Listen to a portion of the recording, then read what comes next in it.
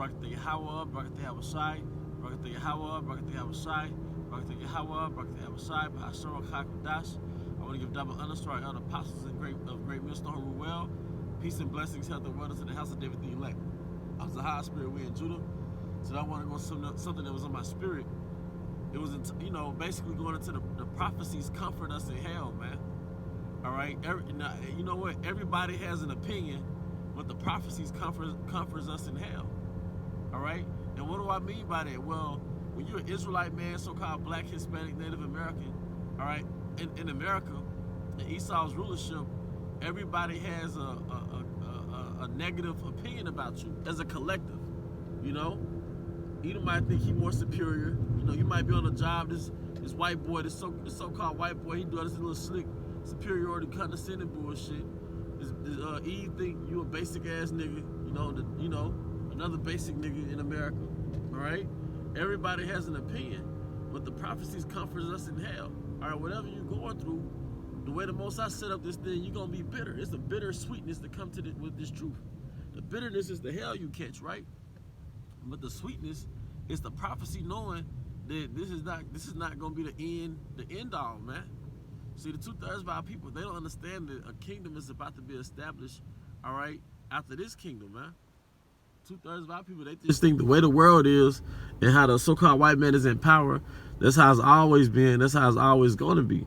But the 1/3 of hopefully elect, we know that there's an expiration date on this kingdom, just like there's an expiration date on anything that happens on the planet Earth, man. All right, just like any other kingdom.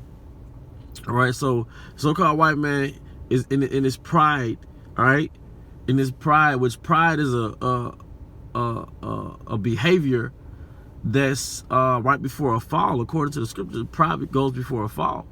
So yeah, we're the underdog in this man's society.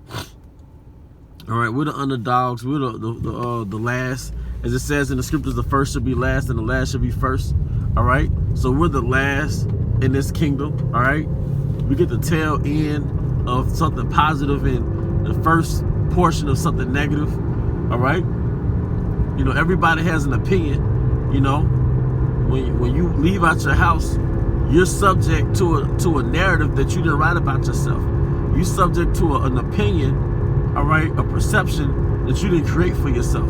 All right, it's already created for you. So when you maneuver in life, when you go through restaurants or you go in public at work, people already have an opinion about you based on the story that was written about you, man. And a lot of times it's negative. All right, people always expect the worst when it comes to the 12 tribes because of the curses, because of that byword and that proverb, which is a negative narrative written about you, man. All right. Even from the cartoons where Jake would eat watermelon and our looks, our physical features would be caricaturized. A lot of our people have had a negative opinion about themselves based on the minstrel shows that were illustrated about us. So having dominant features is like a curse. All right, but somebody else writing a narrative about you doesn't validate that narrative, man. Because we can do the same thing with Esau, make little cartoons in the kingdom where some evil, no melanin caveman eating a raw bloody steak. Because guess what?